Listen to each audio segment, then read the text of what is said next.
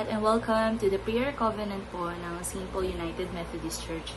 Kami po ay nagagalak na makasama ka ngayong araw sa pagninilay-nilay at sa kaunting panahon para magdasal sa ating Panginoon. So, bago po tayo magsimula, samahan niyo po akong basahin ang ating devotion for this day. Ito po ay matatagpuan from Colossians chapter 1 verses 9 to 14. Babasahin ko po ito sa Tagalog version. Kaya nga mula nang mabalitaan namin ang tungkol sa inyo, hindi kami tumigil sa pagdarasal para sa inyo. Hinihiling namin sa Diyos na bigyan nawa kayo ng karunungan at pangunawang mula sa Espiritu upang lubusan ninyong malaman ang kalooban niya. Sa ganoon, makakapamuhay kayo ng karapat-dapat at kalugod-lugod sa Panginoon sa lahat ng bagay. At makikita na lumalago kayo sa mabubuting gawa at sa pagkakakilala sa Diyos. Naway palakasin niya kayo sa pamamagitan ng dakila niyang kapangyarihan upang matagalan at matiis ninyo ang lahat ng bagay ng may kagalakan. Verse 12, at makapagpasalamat din kayo sa Ama. Ginawa niya kayong karapat-dapat na makibahagi sa mamanahin ng mga hinirang niyang namumuhay sa kaliwanagan. Verse 13, iniligtas niya tayo mula sa kapangyarihan ng kadiliman at inilipat niya tayo sa kaharian ng minamahal niyang anak. Verse 14, at sa pamamagitan ng kanyang anak, tinubos niya tayo na ang ibig sabihin ay pinatawad na ang ating mga kasalanan. Tayo po'y manalangin. Panginoon, you are our Jehovah Jireh. You are our great provider. We thank you for this morning. And I pray for every heart, Panginoon. Mga pusong nagugutom sa presensya mo, nagugutom sa salita mo. Lord, busugin mo kami ngayong araw. Hayaan mo, Panginoon, na yung daily bread, yung araw-araw na pagkain mula sa inyo, ang aming matikman, ang mag-satisfy sa amin. Alisin mo, Panginoon, lahat ng pagdududa at takot. Hayaan mo mapalitan ito ng pananampalataya at ng kagustuhang mas makilala ka. Holy Spirit, we welcome you. And we pray that you will move in our midst. In Jesus' name we pray. Amen. Ang ganda rin po nito sa English version. Sabi dito, He has delivered us from the domain. Ibig sabihin, nasa kaharian ka ng kadiliman, nilipat ka sa kaharian ng Panginoong Jesus. The kingdom transferred us to the kingdom of His beloved Son.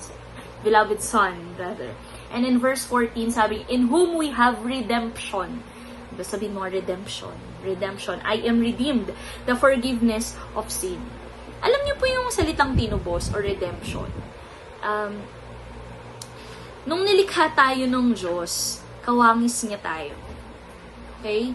Hanggang sa dumating yung oras na tayo ay nagkasala for diba, sa story of creation, Adam and Eve. Dahil dun sa pagkakasala na yun, may naging sumpa, may naging curse sa atin. Anong sabi sa Romans 6:23? For the wages of sin is death. Dahil sa pagkakasala natin, hindi lang tayo namamatay physically, pero namamatay din tayo spiritually.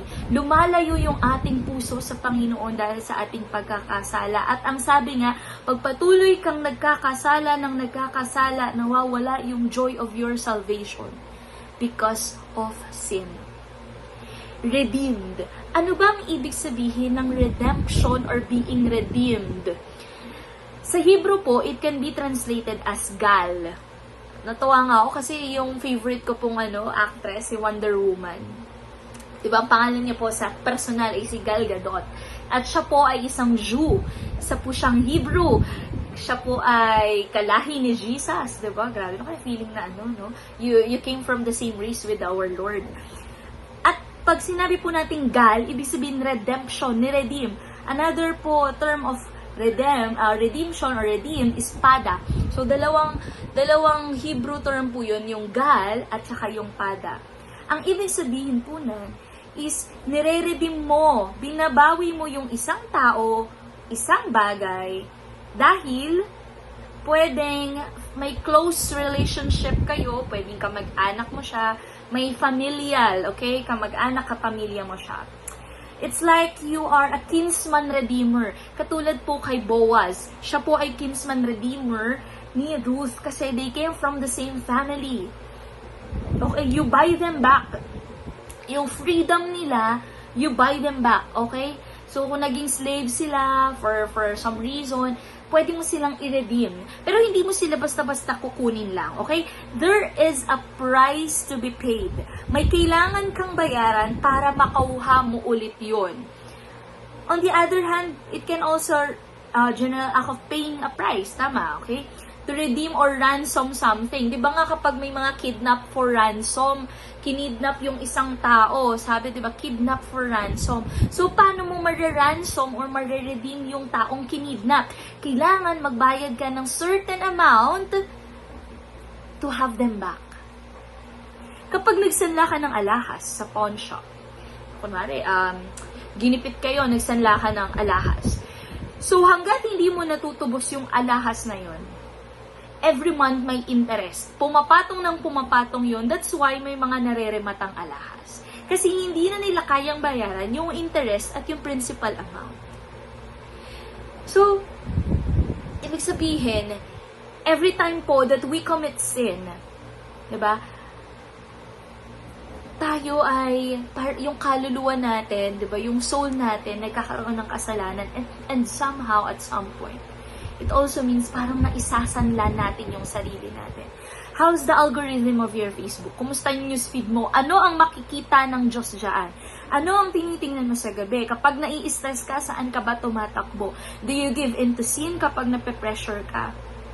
Every time na nagkakasala ka, we lust after a woman, we cheat on our exams, every time na yung mga mata mo tumitingin na may pagnanasa o panghuhusga, yung mga bibig natin na nagsasalita ng curses against our neighbor, against our church people, against other people, o kapag ikaw ay nandaraya, o di kaya every time na sumusuway ka sa gusto ng Diyos, sinasanla mo ang sarili mo. Mark 8:36, what profits a man if he gains the whole world yet forfeits his soul? Nakuha mo nga o nagawa mo yung gusto mo, kapalit naman yung kaluluwa mo. We are all sinner. Lahat tayo ay may karumihan. No one is good. Only God is good. Mark 10:8. Sabi nga sa Isaiah 64:6, kahit yung best effort mo, it is like maruming basahan. A filthy rags before the holiness of our God. So really today, we need to examine our hearts. Lord, saan ba ako nag-fail? Lord, ano bang ginawa ko kanina? Lord, i-reveal mo yung sins ko. Sana makita natin yung kasalanan natin. Yung mga mali natin. Hindi para i-judge ko kayo or i-discourage kayo o i-condemn kayo. O para sabihin na mas magaling ako, mas magaling si pastor, mas magaling kahit sino. No, no, no. Lahat tayo nandito because of God's grace. Dahil naawa lang yung Diyos sa atin, kaya tayo nandito. Kung hindi natin nakikilala yung kadiliman natin, hindi natin papahalagahan ang liwanag ng kapatawaran ng Diyos sa ating buhay. Paano ka hihingi ng forgiveness? Paano mo i-receive yung forgiveness kung hindi mo nakikita yung kasalanan mong kailangan ng forgiveness? Today, ang binasa natin, it serves as a hope. Pag-asa. May pag-asa ka pa. Kung may nakikinig ngayon na pakiramdam mo, ang layo mo na sa Lord, para Lord, hindi na kita makita, hindi ko na maramdaman yung presence mo. Mabigat yung pakiramdam mo, feeling mo napakalaki ng kasalanan mo, pakiramdam mo hindi ka na worthy para maglingkod sa Lord. You feel guilty or maybe hindi mo mapatawad, hindi mo magawang patawarin ang sarili mo. Kapatid, here is the good news. Iniligtas niya tayo mula sa kapangyarihan ng kadiliman. Ano mang dilim yan, mas matindi ang liwanag ng Diyos. That's from John 1:5. At hindi ka lang hinayaan ng Lord na ma-stay ka dyan sa kadiliman. Sabi dito sa Colossians, inilipat niya sa kaharian ng minamahal niyang anak. Nasa kaharian ka na ng Diyos. Inalis ka na dyan. Inalis ka na ng Lord dyan sa kasalanan na yan. Dyan sa guilt na yan. Sa pagkaalipin na yan. Sa kadiliman na yon. Inalis ka na ng Lord dyan. Verse 14, at sa mamagitan ng kanyang anak, tinubos niya tayo. Diba? Ang sarap sa feeling ng after, ang tagal-tagal mong iniinteresan yung isang napakahalagang alahas mo. Finally, may nagbigay ng pera sa'yo, o Johara. O ayan, pambayad, pangtubos. Okay, that's the term, pangtubos mo doon sa nakasanla mong alahas. Ang sarap dun sa feeling na yung isang bagay na sa'yo naman talaga, dahil sa isang sitwasyon, sa circumstances, na wala sa'yo, and now you have the money, you have the means to buy them back. Pumarito si Jesus upang iligtas ka. Kahit feeling mo, ikaw yung alahas na nasa pawn shop ngayon, Jesus is here to redeem you. Andito siya upang tubusin ka. There is no redemption without a price. Hindi ka pwede pumunta doon sa pawn shop, sabihin mo lang tutubusin mo, sabihin sa'yo doon, asan po yung pangtubos? Asan po yung pera? And you know what? A price has been paid, kapatid. At ano yung pinambayad? Jesus. Si Jesus yung naging kapalit mo. Si Jesus yung pinambayad para matubos ka. It's the blood of Jesus para ma-forgive ka. It's the sacrifice of Jesus para kahit anong tigas ng ulo mo, kasalanan mo, maging okay ka ulit sa Lord. Sarili niyang dugo ang pinantubos sa'yo para hindi ka mamuhay dyan, para hindi ka maalipin dyan sa kasalanan na yan. You are better than that, kapatid. And today, if you feel so tired of fighting the same struggles, may ganun akong experience na, Lord, ito na naman.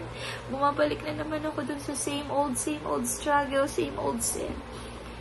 Pero na-encourage ako na may nabasa ako na sometimes we have to fight the battle twice to win. Minsan hindi twice, minsan thrice, minsan 100 times, 1,000 times. Pero alam niyo po yung maganda doon. Keep on fighting. Bakit? Anong sabi sa Romans 8, verse 3? You are more than a conqueror. Ikaw ay kampiyon sa mata ng Diyos. So today, kapatid, you ask forgiveness. Ask the Holy Spirit, i-reveal sa iyo yung mga pagkukulang mo, yung mga kailangan mong ihingi ng tawa. Then stop feeling guilty about it. Huwag ka nang mag-guilty doon. Stop beating yourself up.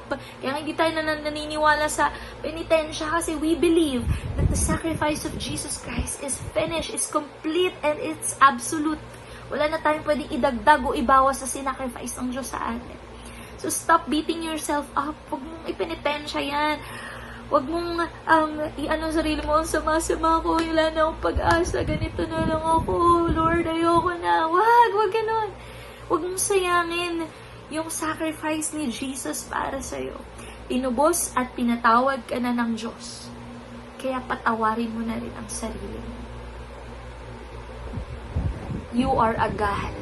You are redeemed. Diba kanina, yung Hebrew word natin, gal. Pada. You are redeemed. Ikaw ay tinubos. Anong sabi lagi ni Jesus kapag may evangelize siya? You go and sin no more. I want to invite every heart today, if you feel that you need to ask God for forgiveness again, let's approach Him. Kung meron din dito na ikaw naman yung kailangang mag-release ng forgiveness, maybe sa sarili mo o sa ibang tao, I invite you to this prayer. Or maybe some of you here feeling mo ang layo mo sa Lord, or feeling mo lagi ka namang sa church pero parang hindi mo maramdaman yung presence ng Panginoon. Or maybe some of you here, you're so tired of fighting, hindi mo makita yung kung hanggang saan yung struggle or yung problem na yun. Come on, let's pray. Lord, hallelujah, we thank you for your word. Salamat, Panginoon, kahit paulit-ulit na minsan namin naririnig itong mga salita mo, Lord. Salamat kasi may fresh revelation lagi. Tinubos mo kami. Tinubos mo kami, Panginoon. Hindi na namin kailangang mabuhay bilang isang alipin. Bilang isang taong nagigilty lagi. Taong parang hindi makawala dun sa kasalanan. Lord, no, kasi on that cross, you finished. On that cross, you won us over again. On that cross, you redeemed us. On that cross, Lord, natubos na kami. And I pray for every heart right now na may pinagdadaanan. Lord, nalalaman mo ito. Hindi ka Diyos na tulog, Panginoon. Hindi ka Diyos na nakapikit lahat ng bagay na nangyayari sa buhay namin. Noon, ngayon, at yung mga darating pang mangyayari sa amin, Lord, nalalaman mo lahat ng iyon. At ang sabi mo nga at ang pangako mo, Lord, ang grasya mo ay laging sapat. And Lord, yun yung hinihingi namin ngayon, your grace. We ask for your grace. We ask for your forgiveness. We ask for more strength. We ask for more bravery. We ask for more anointing, Lord. We ask for more revelation. We ask for more forgiveness, Lord, kasi ang dami naming nagagawang mali. And I pray, Lord, i-restore mo kami dun sa joy of our salvation. Yung joy nung una ka namin nakilala, yung joy nung una ka namin tinanggap. At hayaan mo, Panginoon, nalalakad kami. Hindi na namin daladala yung guilt ng sin. Hindi namin daladala yung past namin. Kundi, Lord, we are free. Magaan kaming lalakad at magaan kaming susunod. Kasi naniniwala kami, Lord, you took care of our sins. And help us, Panginoon, na patuloy na itry na gawin ang kalooban mo. Though hindi kami perfect, may mga mistakes pa rin along the way. Pero Lord, ang mahalaga, we sin less. Kumukonti, we are in the process of being Christ-like. We are in the process of being sanctified, Panginoon. And Lord, we continue to give ourselves to you. Ang aming buhay, Panginoon, ay hindi na lamang para sa aming sarili. Ang buhay namin ay para sa iyo. Maraming salamat, O Lord. Ingatan niya ang bawat isa ngayong araw. Mga nakikinig, ang kanilang pamilya, ang kanilang mga kabuhayan, kanilang lahat ng gagawin, Panginoon. I-bless mo ito, i-protect. This is all we pray. We thank you, Jesus. In Jesus' name we pray. Amen.